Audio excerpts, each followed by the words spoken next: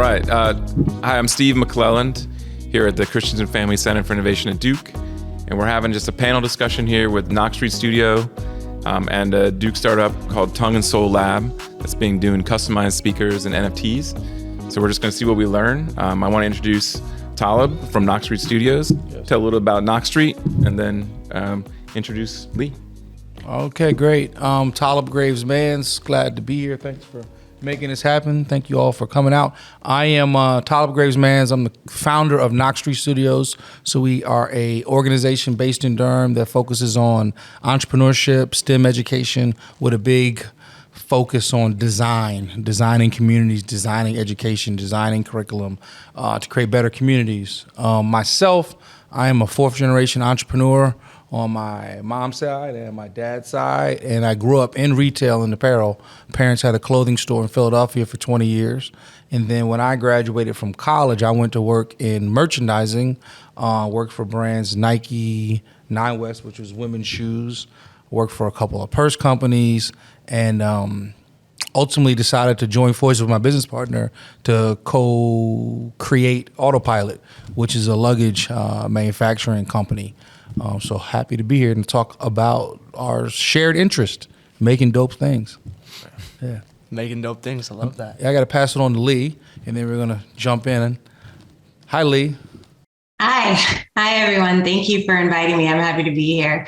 My name is Lee Gray. I'm the Associate Director for Knox Street Studios. I have a background in fashion design and merchandising. I've spent about 20 years or so with Nordstrom and Belk and some startup companies and smaller boutique women's apparel chains, doing branding and making sure that those brands stay consistent across stores across the nation, and then doing store openings across the country as well. And when I went to design school, the limits, the connectivity between technology and fashion was really specifically in textile design and fabric design, so technical fabrics essentially. So we've just come so far since then, and I'm really excited to hear more about what you guys are doing and happy to be here. Awesome. My name is Ari Levine. I'm a senior at Duke from Denver, Colorado, and I don't have quite the professional experience that you guys have just described, but very excited to talk about Tongue and Soul Lab here today. We'll get into this later, but all of the team members wore a lot of different hats, had a lot of different responsibilities, but my focus that we delineated was mainly community development, primarily on our social media platforms. And I'm Oliver Greenwald, also a senior from Denver, Colorado. So I met Ari before we got to Duke and have been really close friends since.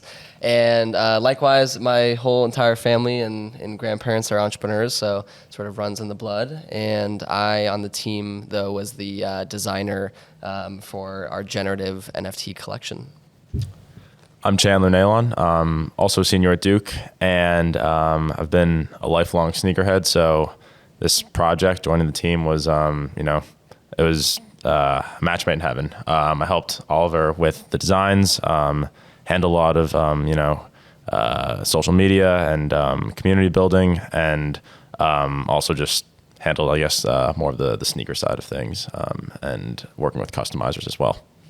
And then also just jump in, we do have two other team members who could make it today, but we have Diego Espinosa, who is in charge of technology and website development, and then Grant Fields, who was in charge of blockchain, actually creating the NFT contract and all that aspect of our project.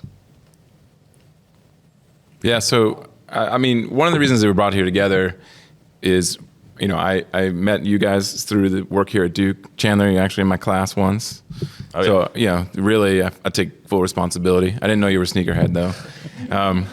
And then, we were meeting with Knox Street, and, I think a lot of people are interested in emerging technologies. So crypto, at first as like a trading platform, get rich quick.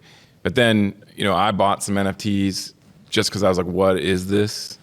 And then you end up in a Discord rabbit hole, and you realize it's like marketing and community and all these other things. And then you guys were really bringing it into real life by connecting it to a physical good. So I think when I was talking with Knox and they were thinking about how you meet people where they are with technology and this intersection of fashion technology, I was like, wait a minute, I think this could be an interesting discussion. So just to frame that for everyone as to sort of what that spark was, I was kind of wandering around and I say, wait a minute, this would be an interesting conversation. And he started asking me a bunch of questions and I was like, Talib, I didn't do it.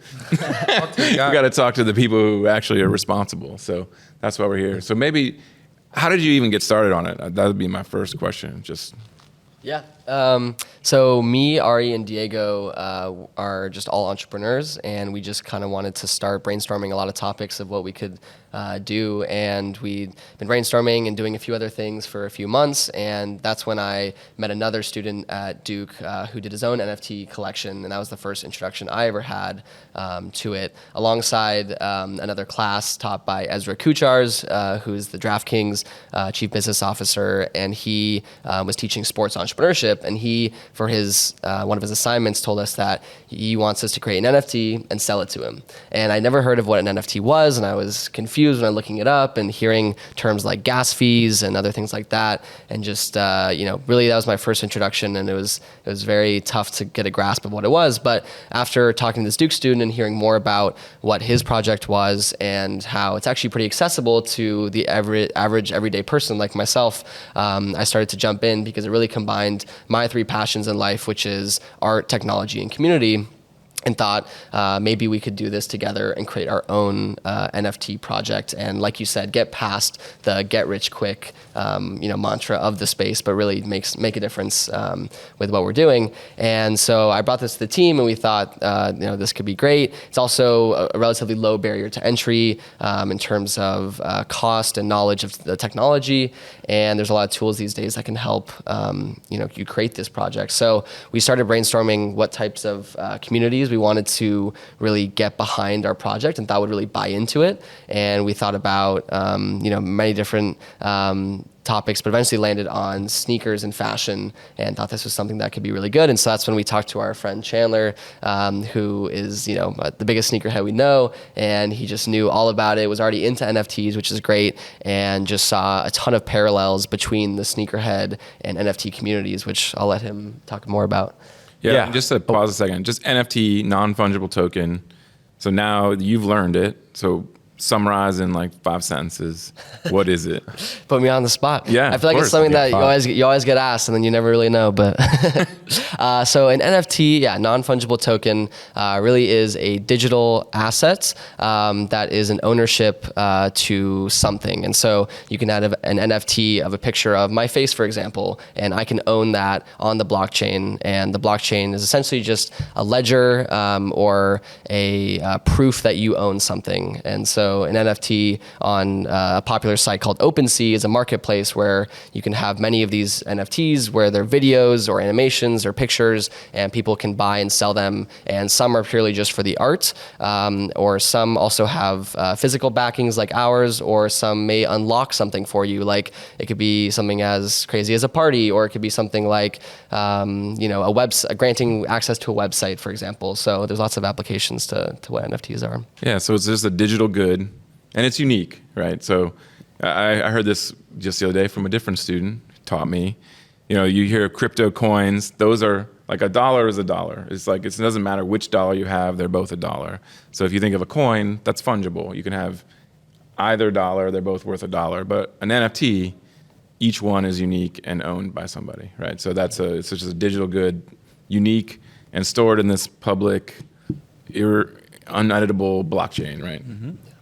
All right. So now you're like, I love shoes. Yeah. It was pretty fitting because I had only gotten into NFTs probably a few months before these guys hit me up. And again, fittingly, it was actually through the sneaker community that I started learning about NFTs. Because if there's one thing sneaker resellers know how to do, it's how to find ways to make money, even outside of sneakers. So I had been obviously collecting and reselling sneakers. I've been doing that since I was 12, so I guess going on 10 years. But there's also, sports cards, toys. I think my first flip ever was actually coins from Madden Ultimate Team. So I was actually selling digital I guess, assets at the age of 12. But fast forward, and now, you know, the sneaker community, they're gravitating towards NFTs. And I think the parallels between them are numerous. You know, they're both, in a sense, assets. They both have a ton of monetary value attached to them. You know, certain sneakers are more coveted than others, and certain NFTs are more coveted than others. And at least a lot of us also have an appreciation for sneakers as a form of art too, as a form of, you know, creative expression. You know, the design that goes behind them, the technologies that, you know, they sort of incorporate. And you see that with NFTs too, as a form of art, as a form of creative expression in itself, especially from, you know, independent artists who, you know, either started out in digital art or started out in physical art and moved into the digital space, which is kind of what our mission is, which we'll get into a bit later. But that being said, yeah, so I hadn't had much experience, you know, trading NFTs. I was in some discords, like you had mentioned. It's really a rabbit hole. I think my first NFT purchase, I guess we can all kind of share our first NFT purchases because they're all kind of funny in their own ways. Mine was a rug pull, which is essentially when Like a scam. a scam, yeah. Which Let's be clear. fortunately ours is not, but there are some out there that are. But you know, it forced me to be vigilant from that point forward. So it was a good learning experience, but the art itself was pretty cool. And Ari hits me up. We get lunch, and then get lunch with Oliver too.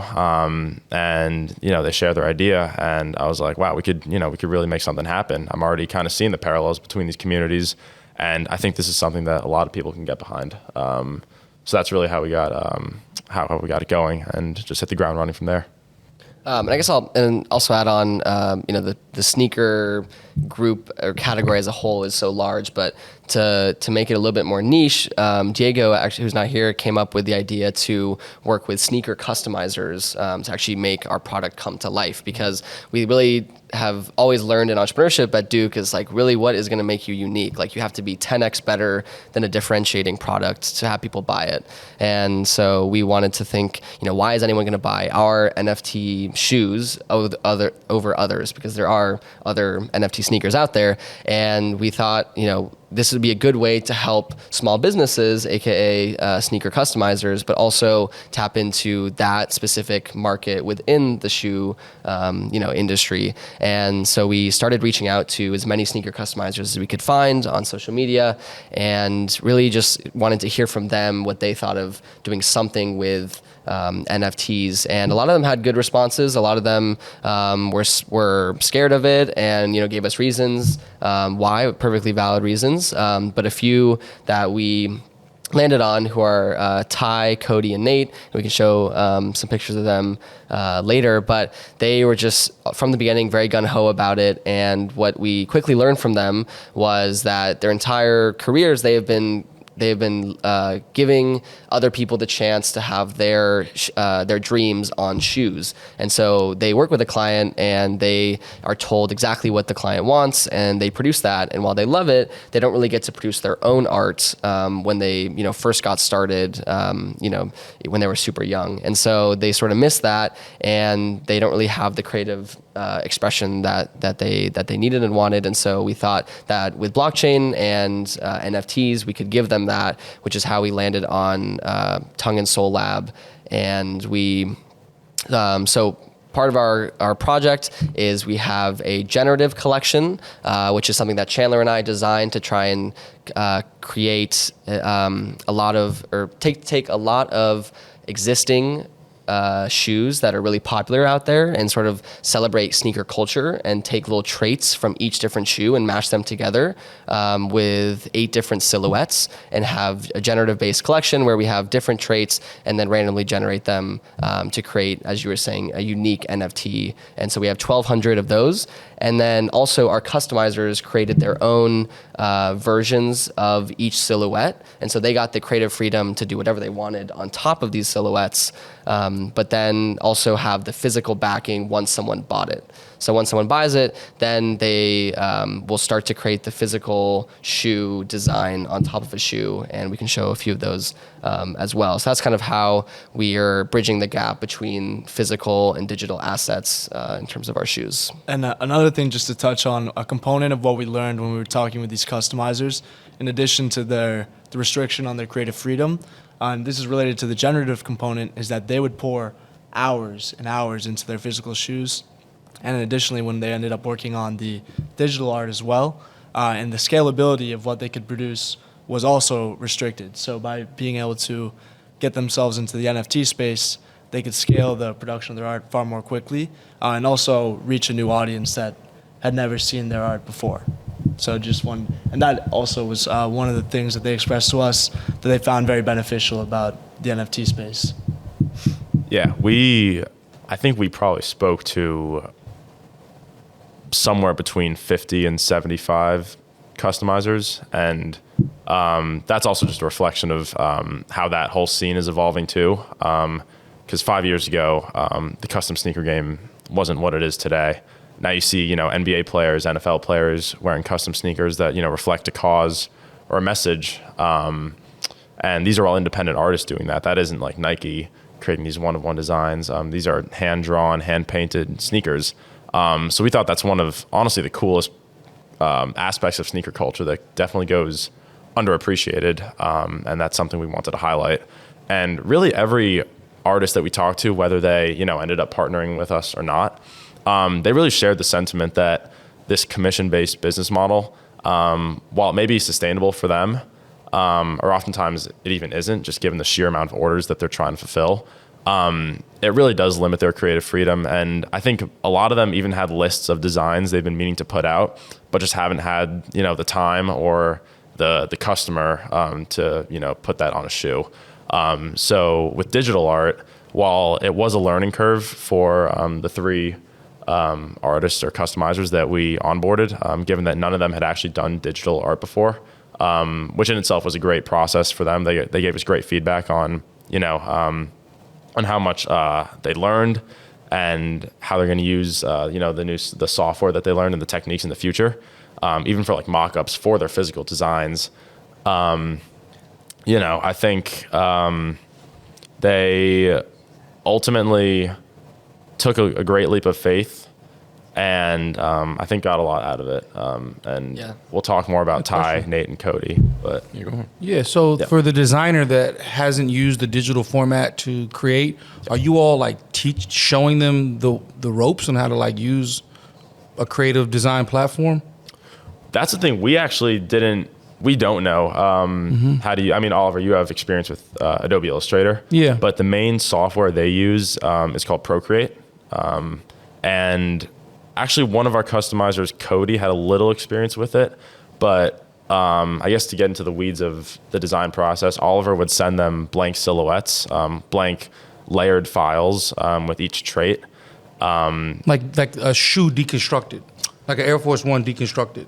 In digital form, yeah. In digital form. Yep, essentially.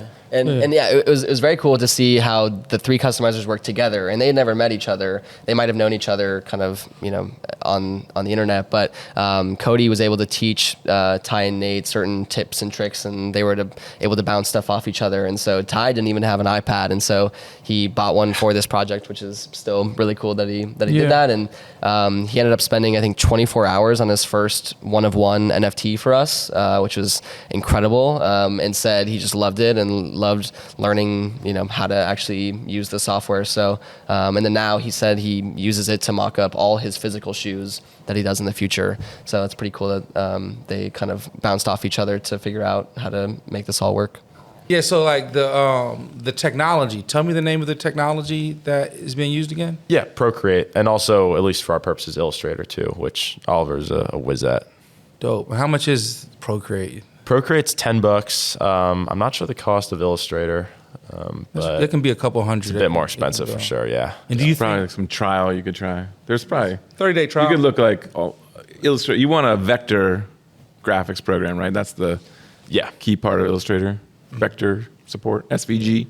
Yeah. SVGs. And for those people who are on a budget that want to keep getting the 30-day trial, you just get a new email address and a new debit card. No, you don't have to get a real debit card. You can just get like one from Target. It's like entering on the sneakers app. You make multiple accounts, use burner emails, burner credit cards. Yeah. That's how you I'm sure get know the sneaker deal. drops. That's how I try to. Yeah, it's just like lots of hacks out here. Oh yeah. Yeah. So the Procreate, like, it sounds. Is this something that you think that they're using also, like from a design perspective, in the design office at Nike or Reebok or name said creative design firm? And then also with Procreate, is it more than just physical products? Is it like also like art on the wall? Is it all forms of art that are created? I honestly can't say with too much certainty. It just seems like, at least for independent artists, given the relatively low cost at $10, it seems like a great tool for anything from sketches to like more formal digital art. Yeah. I just hear its name being tossed around a lot in the art space. That's dope. So we need to use that. So at Autopilot, like we have our silhouette, right, which is this patented SkyCat product, right? But we're oftentimes trying to figure out the right color scheme to go on it, and that's a mixture of the hardware as well as the leather and other materials that we make it out of. So I'm gonna check out Procreate. Yeah, Oliver, you want to talk more about like how you converted the Illustrator files to be compatible with Procreate? Because I think that was a cool little nuance that we had to figure out, and once it worked, it was like it was golden. Yeah. To work with the customizers in terms of getting their one-of-one designs on top of our silhouettes that Chandler and I have created. And maybe, I don't know if you want to pull up a few examples from our generative collection. But so I was using Adobe Illustrator, and it's a vector-based program, which means vectors if you zoom in as much as you want, it'll never get pixelated. And so that's really good for art, so that you can have high resolution. And I would take an image of something and trace it. So I would look up a picture of, let's say, like a gopher, and we had a gopher in our collection, which is kind of random, but we thought it'd be funny. And so I would, trace shapes of lights and darks, and eventually come up with this gopher. And then it is layer based and vectorized, and so I could then transport it or take the file and give it to the artist, and they could open it up in Procreate, and then they would have all the different layers that they needed to draw their designs on top of it. And so we would repeat this process with all of our 8 different silhouettes, and that's how they got their art on top of it. And we went back and forth a little bit to figure out the nuances, but that's how they got theirs up there. So what we're looking at here is our OpenSea page, which is the NFT marketplace I was mentioning earlier. And these are our generative models, except for the top 3 in the middle are 3 one-of-one designs from the customizers that we threw into our generative product, generative mint. And everything else that Chandler and I created. So Chandler is, our resident sneakerhead, and he came up with all these different colorways and named them very clever things like panda or. The colorways were inspired by like actual sneaker colorways. So there's like a bread color. There's actually an Oreo color. Your 5s. And then the actual silhouettes themselves are mashups of some of the most iconic sneakers of really all time. So I'm sure you could try to piece together where certain uppers come from, where midsoles come from. There you go. Yep. Yeah.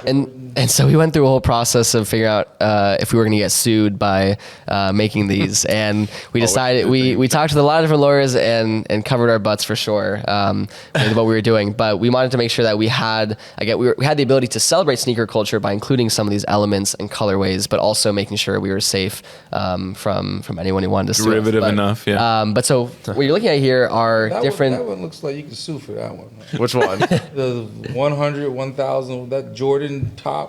That's from the Jordan, right? Oh yeah. The upper. Yeah.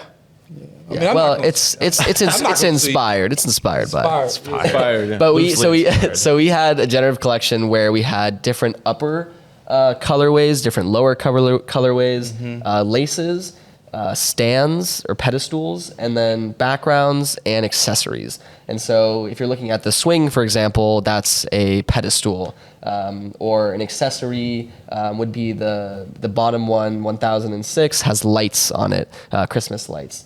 And the one in the number 100 has a tag on it. So these are all things that Chandler and I went back and forth on of what we thought would really excite the sneaker community in terms of seeing different colorways mashed together, different aspects of existing shoes mashed together. And so that's kind of how we came up with these. And then if you want to go to the other link, the other OpenSea page. So the other OpenSea page that Steve will pull up are customizers one-of-one designs. And so we had 3 sprinkled into our generative collection so people could randomly get it. And those would be physical shoes that they could get for free that we would sponsor and pay the customizers for them. But then this right here is their own page where people can buy them and pay the customizers directly, and then they would get the physical shoe from the customizer. So the silhouette of the shoes that you all created as the base is a mashup. Are you saying that there'll be a tipping point where you'll manufacture a size run of this mashup shoe and then the customizer paints it? So that would be the ultimate dream, and currently we don't have the funds, or our collection isn't successful enough to get there at this point. But it's a process. It's a process, and eventually would love to get there. But for now, what they've been doing is taking the design and putting them on a shoe that most resembles the mashup that we've created. Okay. So these are designs that, for example, the Guardian one on the top right was the shoe that Ty did that created he spent 24 hours on, which is really impressive. And these are all super cool. My favorite is Cody's Mamba Mentality in the middle, so detailed and just amazing. And they all have stories behind them too, which we'd want them to share at another point. But this is that page, and we also have a few physicals that we can show pictures of that they've done so far, if you want to pull those up. And so this was basically living the dream of owning your NFT essentially. So this was something that Ty did for someone, and it sort of got a little complicated with the actual NFT, but the background of this shoe is from our collection, and then he worked with the customer to create these bears on top of it as well. And then the other shoe was done by Nate to actually resemble the NFT that his customer randomly got. And he put these on Converse because he felt those most resembled the NFT silhouette that he drawn. That's dope. That is really cool. Where are you guys doing manufacturing? Sorry, what was the question? Where are you doing manufacturing? Like what part of the country, or if it's overseas, where are you guys sourcing your materials and doing manufacturing? So we sourced the base shoes like that Converse just from online. I think if I remember correctly, I bought those on Goat and then sent them to Nate to do the customization process.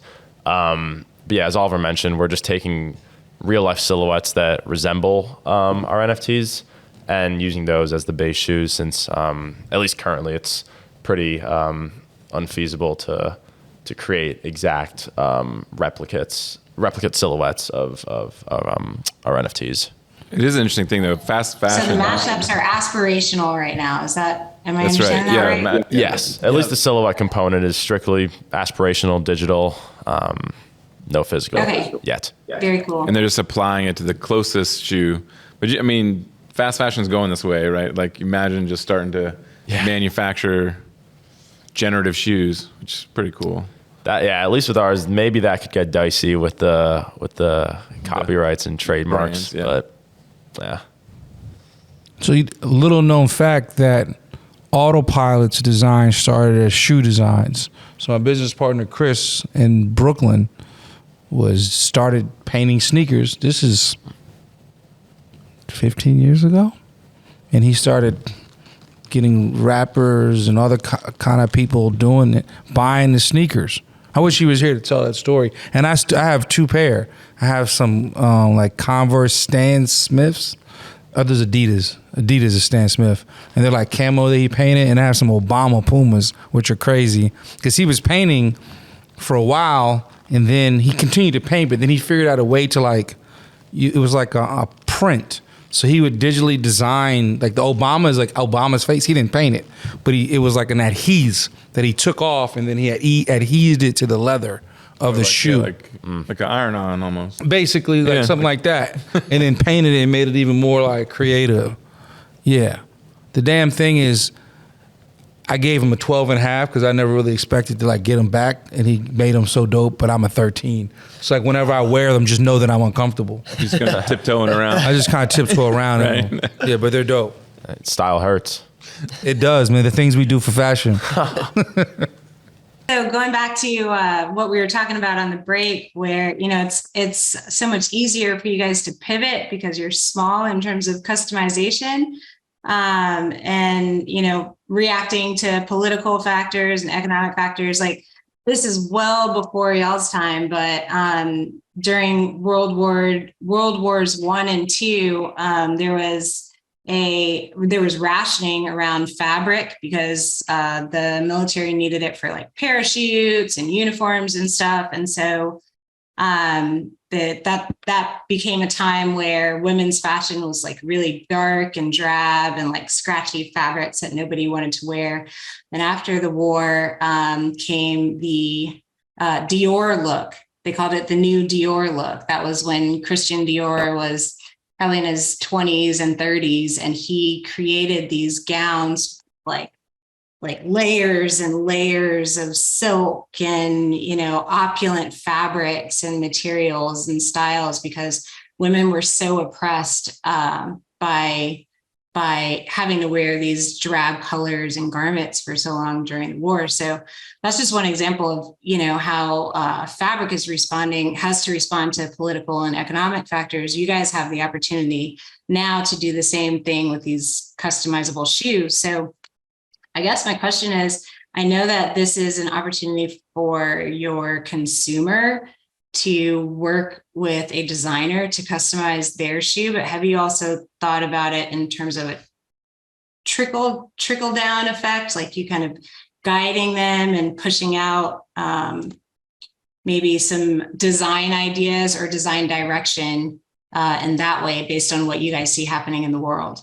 Yeah, I think definitely we're much better suited to respond to things happening in the market and the economy. So I guess, like, to answer part of your question, so our original plan was to make money off of these NFTs when everything was booming and people were throwing tons of money at the space, and that was our original view. And once we got to the point where we were actually ready to launch this collection, the entire economy kind of tanked and nobody was really buying NFTs, and there was a free mint meta, which meant that a lot of projects were launching their NFTs for free and then hoping that people would buy them on the secondary market. And so we thought we would kind of hop onto that train, and we're one of the first free mints to go out there. And so for our 1,200 generative collection you guys saw, those were all free. It cost about $10 per person for gas fees just to get one of the NFTs. But the fact that we were able to kind of pivot so quickly from this larger vision to something smaller, but still have the ability to do that, I think says a lot about the NFT space in general. But in terms of actually telling the customizers like what types of designs and things, I think from our perspective, we know maybe more about the NFT world and what NFT buyers might like, but then they obviously know a lot more about sneakers and fashion. And so it's constantly kind of going back and forth between us to figure out what types of designs or accessories we would want to throw onto these digital models to like for what customers would actually want. But Ari, I don't know if you want to talk more about like how moving to a free mint actually helped us get noticed by the larger community and how we built up more of our social media presence. Yeah, absolutely. So initially we were relatively new, other than the rabbit holes that we'd experienced being within Discords. We didn't quite understand what it would entail with regard to building a community, marketing ourselves, and communicating in a different way that you would on other social media platforms. So we learned very quickly that with Twitter, with Instagram, it's completely dynamic and different than the way you interact with people through Discord. So commonly in a lot of different Discord channels, there will be certain benefits for users that are interested in getting what's called either a whitelist or which is just a priority list to get a mint before it sells out, as well as other benefits, as for example, you get maybe early access or certain selection of different NFTs. And these positions are called moderators, where you have community members within that Discord that are interested in minting NFTs. And these people will voluntarily moderate the chat. They'll try to build up community. They'll try to reach out to other Discord channels to bring in potential customers. And so this was something that, as we were working with building our Discord, we learned that it's really important to market and to communicate with other people. Eventually, what we found is by going into these other Discord channels where they were launching free mints, people love the concept of free. And that's, I mean, for example, we have Dan Ariely who speaks about that. People love the concept of free, and so that also helps galvanize focus around the message itself, because then you don't have to focus as much on the nitpickiness or the details regarding the price, and just focus on what's our mission, and we just want to make sure that we can get that across. So once we were able to pivot to a free mint, we saw an enormous influx of people in our Discord channel, a lot more hype surrounding our project, and we felt that we were able to better transmit the mission that we were hoping to get across anyway, which is bridging this NFT space and the sneaker space. That is interesting, right? Because the digital good, the cost of constructing is so much lower, so you can do a free mint, right? You generate all these templates, and the mint is just like the drop, right? That's the first time it's available. For people who don't know minting, first time it's available, that's the mint. Then it's somebody owns it after the mint. And the gas fees are really that transaction fee every time someone new owns it. So the mint is the first time someone pays that first transaction fee, right? Just some definitional work there. Mm-hmm.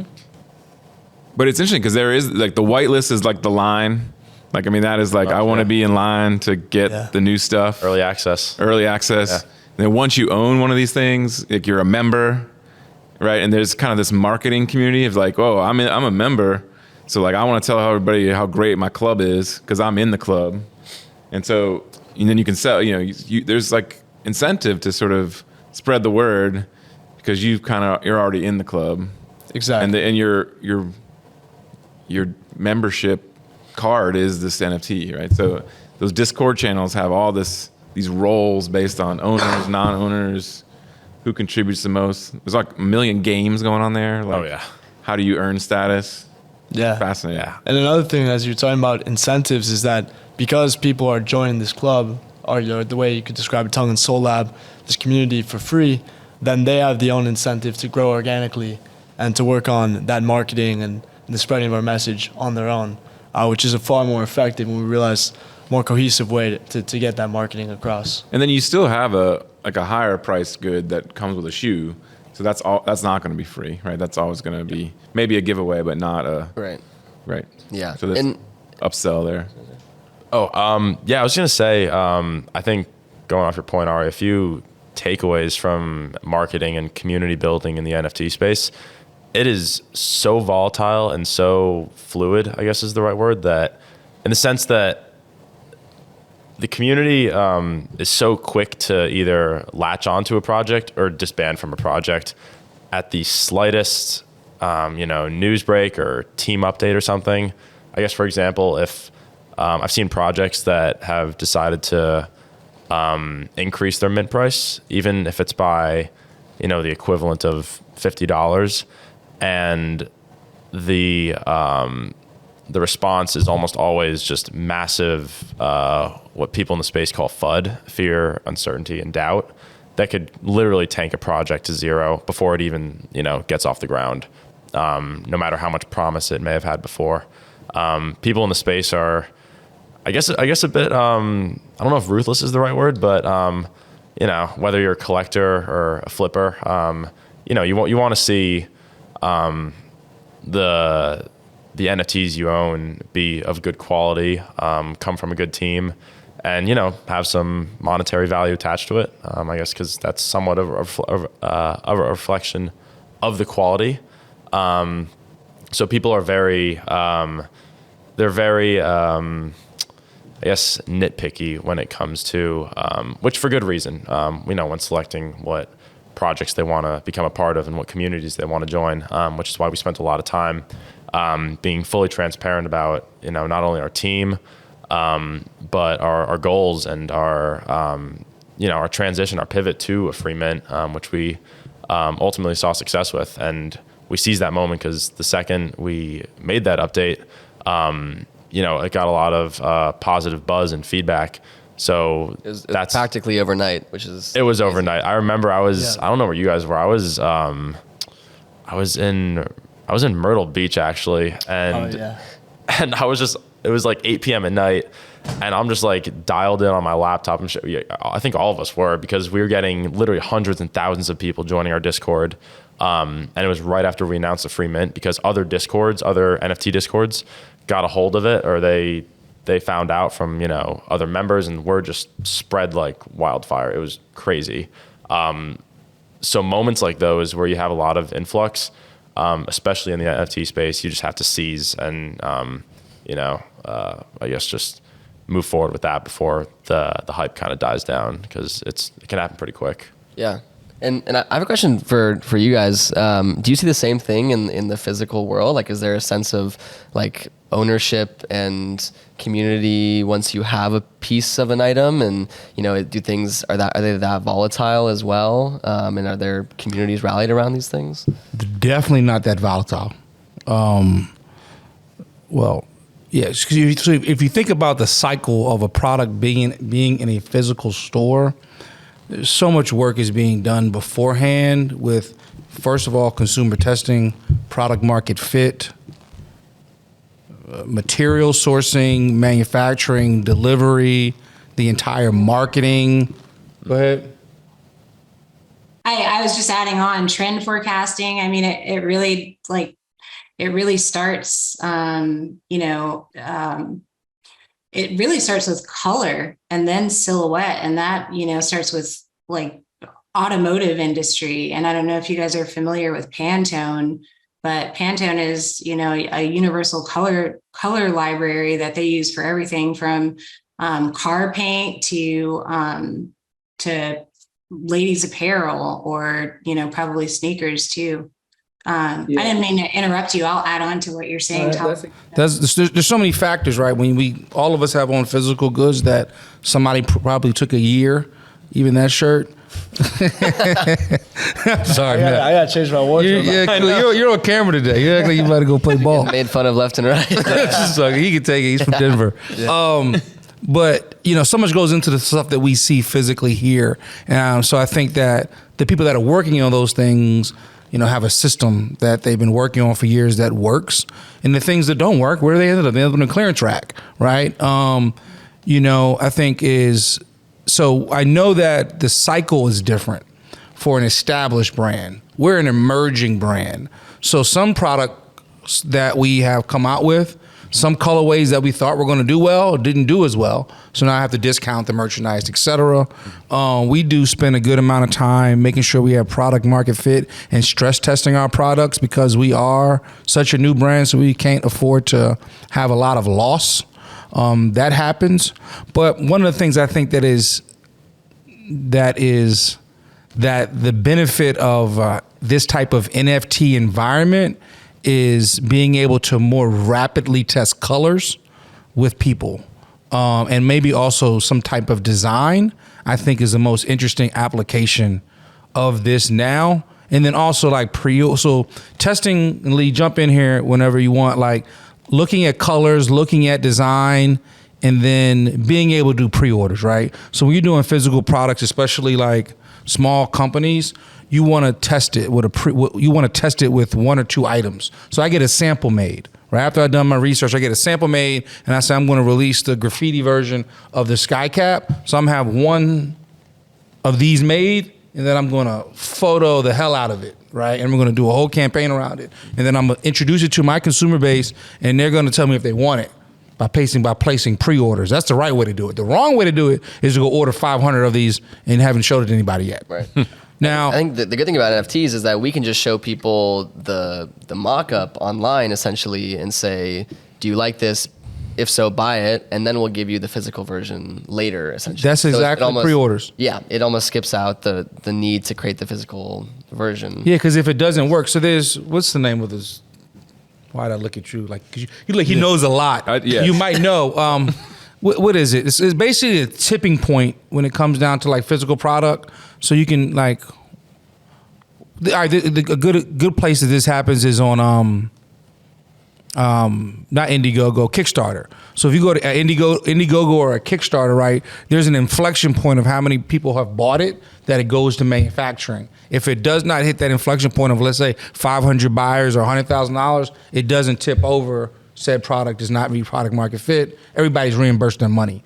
That, you know, so that I haven't seen an NFT that does that yet. Though, like, if you sell, you know, you can imagine if enough of these NFTs get bought up, then we'll make the shoe. Right, like you could almost. I think the version of what we would call that is a roadmap, and how most NFT projects will have roadmaps where they say if we sell out of 50% of our product, then we'll do something, and if we sell out of 75%, we'll donate $10,000. If we sell out of 100%, then we'll do something else for the community. So that's maybe the NFT version of. Yeah, they all have that kind of tiered roadmap of like Right. where it escalates as, you know. And it's usually a function of how many funds available they have at that selling point that allows them to do that given item of the roadmap. I think that the common thread is you want to stock what you can sell, right? So like in a brick and mortar space, you have to have actual merchandise. You have to have inventory in the store in order to sell it. Like you can't pre-sell anything because people are going to come into your store with the intention to be inspired to buy something. If they don't see anything, then there's nothing there, right? So I think that the benefit of e-commerce, which really has grown from, I think it was like 2019 to 2022, e-commerce has increased like by 50 something percent, 58%. And then, you know, technology and fashion, there are all these opportunities to like try on clothes virtually, or I think like Gucci and Tag Heuer and Off-White, like those luxury brands are now selling their product they're accepting cryptocurrency, which I think is new. So this digital space and the intersection of like the metaverse and digital space and places like OpenSea and fashion, I think that's going to continue in the future. Like my sentiment is that brick and mortar is going to continue to be a thing of the past, especially as the consumers who really need to hold something in their hands before they buy it. And I will admit, I'm kind of one of those people still. I at least need the option to return it if I order and it doesn't work out.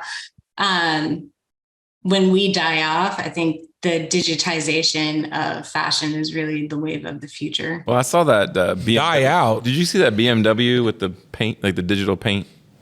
Anyone saw this? No. So, yeah, so BMW at Changing colors. they just, they had this car at CES this year, I think, in Vegas, and they could just change it, like it was e-ink paint, like e-ink surface on the car, so they could just like make the car like kind of any design. I don't think it didn't have color. I think it was black, but That's dope. it was wild, right? Because you just You mean imagine like the trim would show up in different colors, or not the interior. It was the exterior only. I don't know what was happening in the interior, but the exterior, they make a zebra and then checkerboard and then That's dope. all black. And it was neat.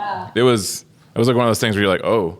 And you kind of know that's possible because you've like seen an e-reader. You've seen, but like if something about the car rolling up and changing, you're like, oh, yeah, okay, I get that that's possible. I mean, it reminds me of certain NFTs that can change by time. For example, like later in the day, they start to get darker, and then in the morning, start to get lighter. Or over time, the more something happens, it starts to erode. For example, the NFT, or it goes away. So like, certain things are like that are so cool that I have make it some malleable. I think they're called ethovants or something like that. where I took my NFTs and then I had to stake them. Stake them means like agree not to trade them, right? Basically park them so no Put one it else back in can the have system. them. You basically take them out of the system for a while, but they evolve. So they keep, the digital art keeps changing while I stake them. Oh, that's cool. And they get more complicated, and I don't know what I'm going to do with them eventually, but I check on them every once in a while. And they're like a little digital pet for me. Yeah, like a kid. You just Are you able to save them at any, like if there comes a point where, it's evolving and it's changing and you're like, oh, hey, I like that, I don't want it to change anymore. Can you like lock it? I can take it, unstake it, and bring it back into my wallet, or take a screenshot. Either click way, save. right? I can take a picture of it. It's like a memory of my little evolving digital good. Yeah. But that's definitely possible. And the whole point of staking is for the owners of the project to get you to be bought in for longer, because they're sort of saying the longer you stay with us, aka give us or stake your NFT, the more valuable it's going to become and the better our collection is going to be. And so it's sort of a win-win if everybody stakes and lets it evolve. But if you like where it's at a certain point, you can withdraw it and then sell it or just leave it as is. Way it keeps your attention too, right? Like Yeah. it's like a little plant I gotta check in on. yeah. Go back to. I have a question. I don't have any NFTs because I lost all my money. Not all my money. I still have money, but I lost too much money with the damn Currencies, yeah. Yeah. So like for somebody like me, it's all associated with like somebody stole my money, right? Because so much money was stolen over the past couple of years. Like I love to hear you, because like there's a whole populace of people, because I'm kind of thinking about like what's the future, what's adoption going to look like. But right now there's like a whole populace of people that like think that NFT people are just like creating widgets and stealing money. Like it's a way to just grab money. I don't feel that way, though I lost money. I think that I think the community needs to do a better job of like explaining the value of it when it comes down to like art and creativity. And then like also I think like explaining where does it live? Like if it's in your wallet, like, well, I don't know what's in your wallet. Like, where do you see people like purchasing really dope NFT creations and then showing it off? Like, do you all own NFTs that you printed out at Kinko's, and now when your friends come to your room, they're like, that's a beautiful piece of art, man. Where did you get it framed? Or like, is it on your Instagram? Like, where do these creative things live outside of a wall, behind a wall? Right now, I mean, with regard to the idea of how people feel about crypto and NFTs, it definitely is very variable, and each of us has our own experiences with NFTs and crypto. In terms of how people show it off, oftentimes it's displayed on the internet in a social media background or like a profile picture to show, especially that was popularized with Bored Ape Yacht Club, especially because that's one of the first and one of the largest communities where it's like you're part of a club.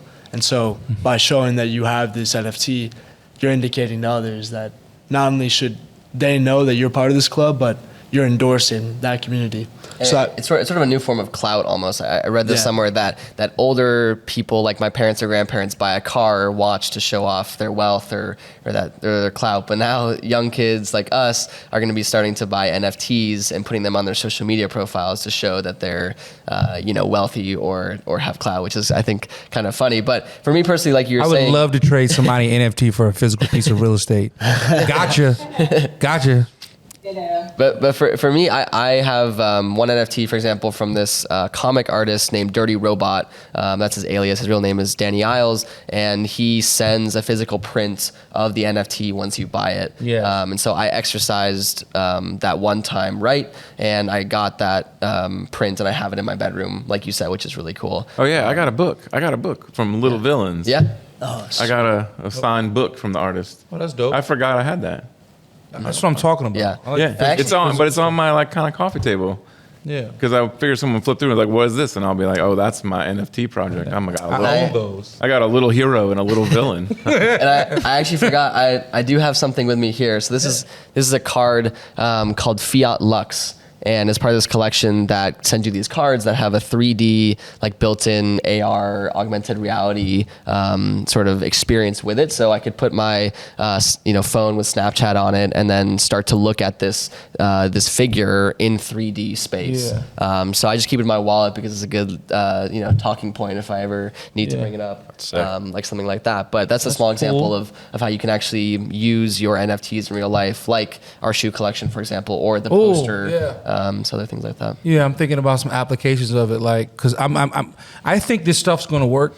Kind of like we're like trying to figure out. Like, I want to ask you about how do you think this evolves over the next, let's say, 15 years, 5 years, 5 years, 5 years? Like, where do you see NFTs evolving? I guess we can talk specifically about sneakers and fashion and or art, whatever. I think there's sorry, feel free to hop in after, but I think there's going to be a lot of things that happen in conjunction, and they're sort of contingent upon one another. The one area you mentioned was crypto, and another area is sort of this other space.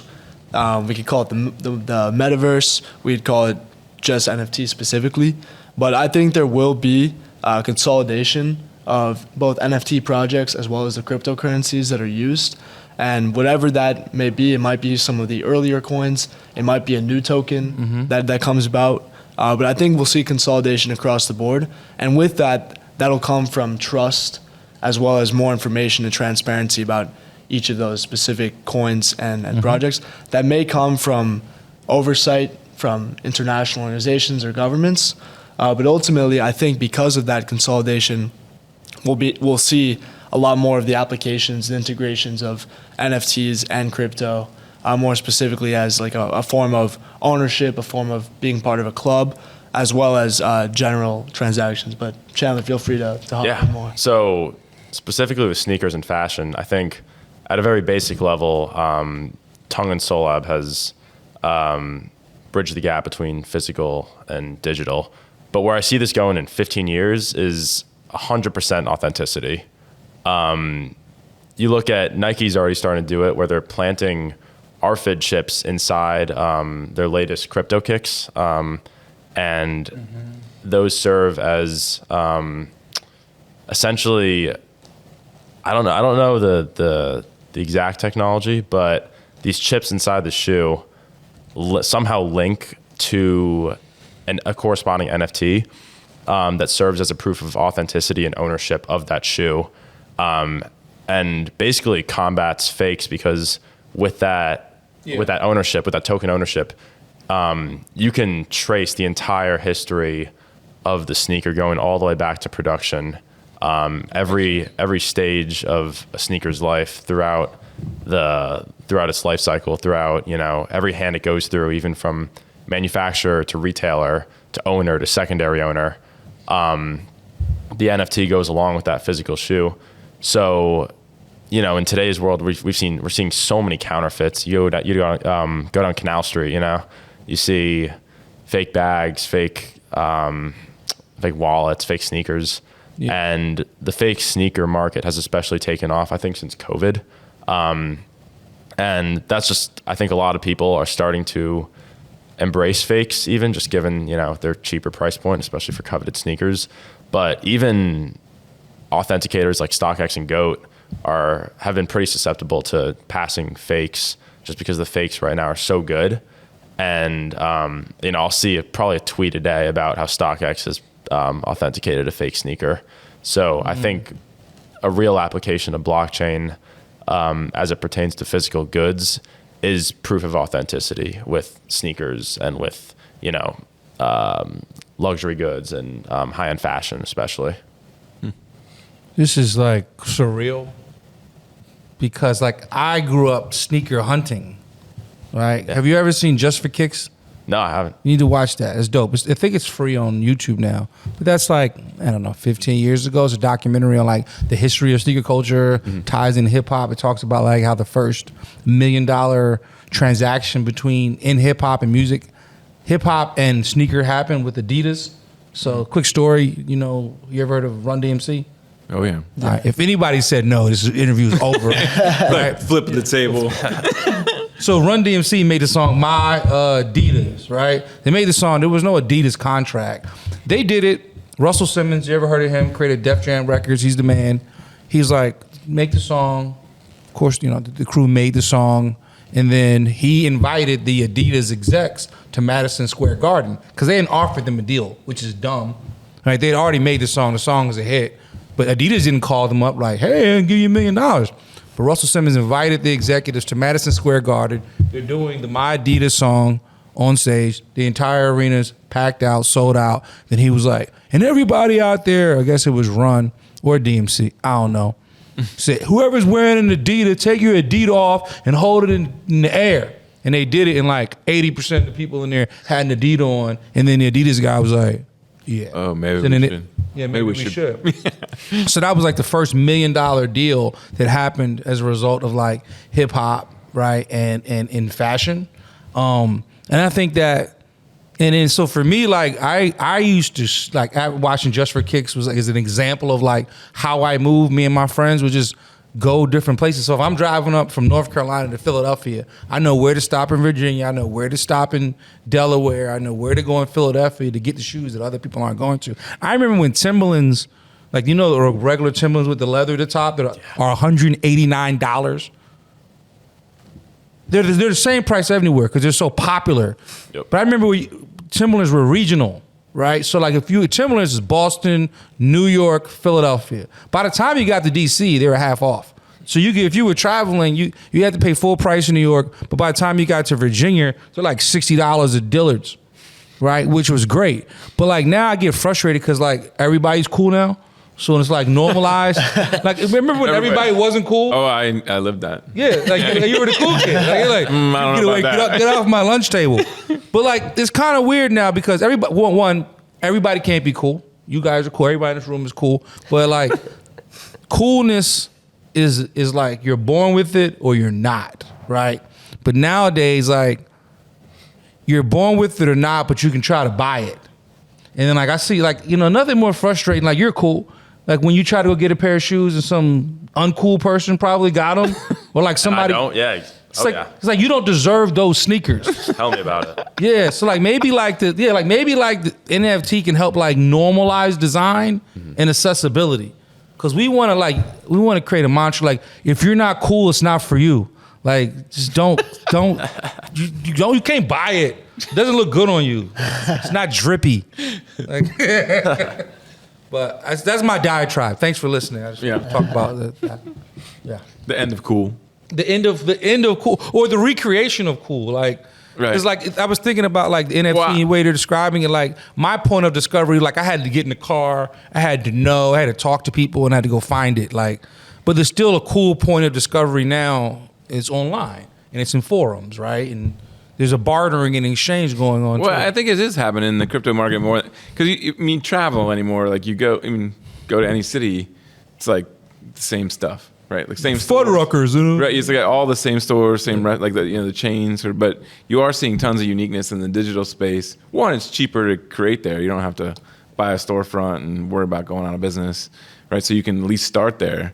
But I think it'll be interesting to see how it spreads when you can maintain control, though. But the fakes, like we've worked with, we've seen it happens in toys. Like someone invents a toy, everyone copies it. Like, so it's like hard to like when you're creative and then everyone can just copy it or knock it off. It seems like hard to sort of benefit from that. So maybe some of this authenticity would help bring some of that back. It's tricky in the NFT space too, because you see a lot of like straight up copycat projects of existing and more reputable projects. Like there's a ton of projects that literally horizontally flip the Bored Ape Yacht Club NFTs and create their own project out of it. Right. Just and some super simple derivative. Yeah, derivatives, exactly. And I guess that sort of goes into the really low barrier to entry in NFTs, which you had mentioned before, which is obviously a pro, but I guess it can also be a con, especially when you have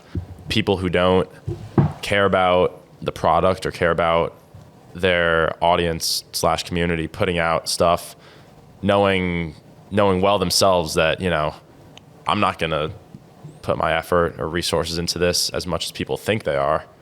So I'm going to, gain a ton, but my community isn't. So that's always something I think you see a lot. That's why a lot of projects in the NFT space do go straight to zero in a matter of days, because people are smart and they'll realize when a team isn't dedicated or a team isn't, experienced and committed to their audience. That I think you're onto something important. It's like what does regulation look like, and what are your like the morals? Like, what do you stand for, right? So I like this thing, Chat GPT, right? Because it just does it. Does stuff for you? It does stuff for me. I edit it, I get it right, but it helps me get there. But like the whole conversation about like AI and the creative license to like make something, like there's like an AI generated rapper.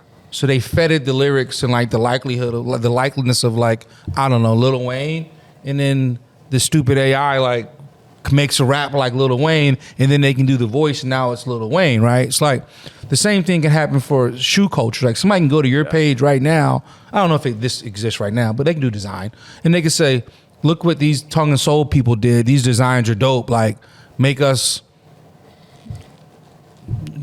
name company and mimic it, right?" Yeah. So like, it just makes me think like for people like you all that are trendsetters and making it happen. Like, are you all also advocating for like more rules in the space and like, I wouldn't say, I guess we haven't outwardly advocated, but it's something we definitely keep in mind. And you see a lot of people in the space pushing for that as well, because no one likes a copycat. And in the NFT space, as I mentioned before, it's so easy to do that. Whereas, with a business centered around physical products or more of a traditional business, like for Autopilot, right?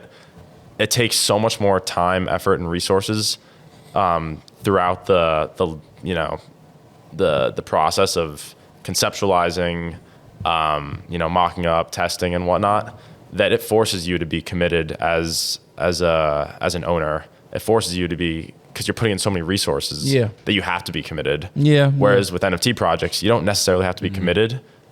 Because the barrier to entry is so low, so you can get away with stuff in that space, and that's what people are picking up on, and trying to really discourage. But I think that goes back to what Chandler was mentioning earlier about the scrutiny that these customers or Discord members have about each project, is because right now it's self-regulating, where if they see something that inspires FUD, that doubt, that uncertainty, they'll bounce on a project really quickly.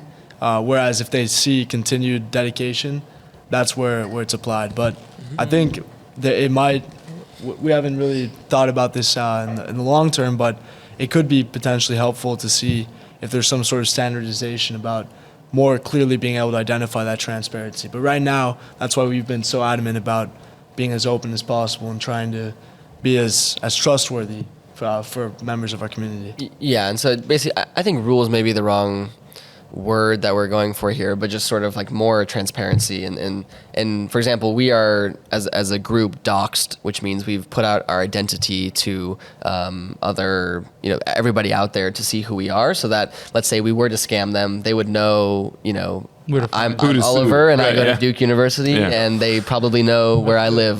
So it sounds like leading by example. Like you got like, if you're doing something new over here, like show up, treat it like a business, like show who you are, and like yeah, exactly. It just becomes way easier for people doing NFT projects to do scams and other things like that and be untrustworthy, because like you were saying, they don't have to put all this money and effort into creating the physical product like you guys have to in the physical fashion world, whereas they can spin something up very quickly in the digital world. But yeah, we're trying to show that if you can be as open and trustworthy as possible, then people will respond and respect that, and it'll garner more appreciation for your craft and project. yeah. I think it's really all about establishing good practices, especially because the NFT space is so, relatively speaking, so new and emerging that, people still don't know what to do. And a lot of people are pretty uneducated.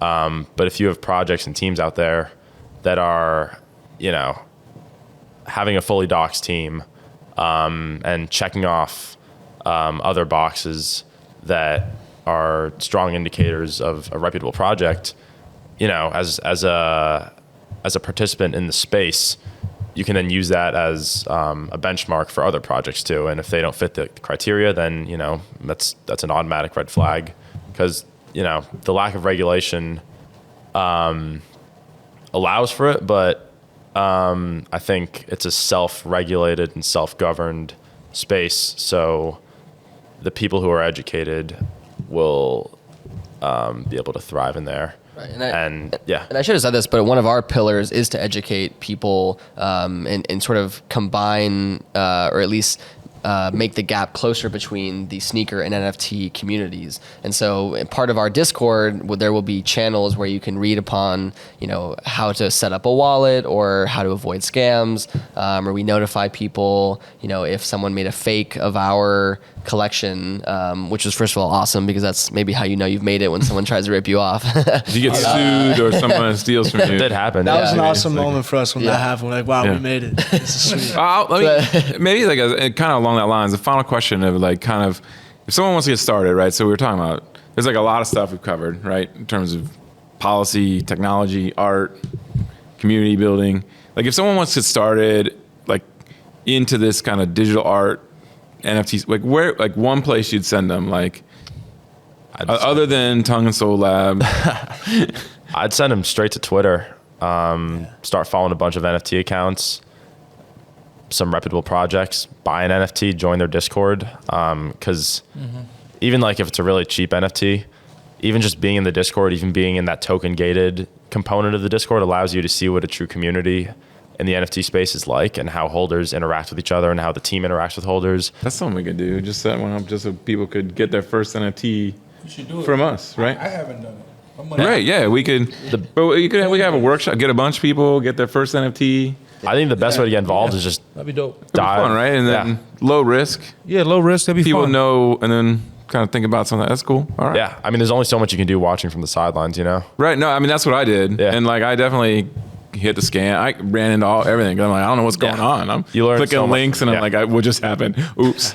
I don't think that was good. Yeah. Yeah. Yeah. Also, people are genuinely friendly online and on Discord. There's plenty of people who I never knew who they were, but they just reached out when I had a question, and they DM'd me. And I feel like even answers, Discord's so- intimidating though. It's There is a lot super going chat, on, yeah. stuff's popping up all Yeah. over. Yeah. I agree. Yeah. But like Charlie said, I think I agree. You can't always just be on the sidelines and have to just go for it. And the beauty of So buying, set some amount of money you're gonna put like into $50 or something, and find an NFT with a smaller community of less than 1,000 people, and just join and see if people are friendly and willing to help, and you'll learn a lot by just diving head first. I think ideally too a project that has some sort of interest or goal behind it too. Like for us, it was sneakers, so we had a lot of people in the sneaker community join ours. So having that common interest, not only breaks the ice, but it establishes a common interest and something for your community to really rally behind. Yeah, there's pretty much everything out there. So Yeah. Some sort of trust. good. Oh yeah. Oh, yeah. Get started. Yeah, it's a little intimidating. So man, we'll think about. One of the things we're trying to figure out is how do we get more people, I'd say, comfortable around technology, because building deep skills takes a while, right? But just getting past that, what the heck is this, is where we're hoping to help people move forward. I think it helps if it's free, which is part of why we transitioned to a free mint, because it's a lot easier to get behind something if you're not, paying for it and you don't know what it is, versus just getting it for free and not knowing what it is. Right. Well, one, I appreciate you guys coming out today. I love this setup. I hope we get to do it again. I hope you got your ideas going we too got a lot about of what we ideas. can do. Because I think this is, and one, two, I think it's awesome to have, the university sits in this fantastic community in Durham and in North Carolina.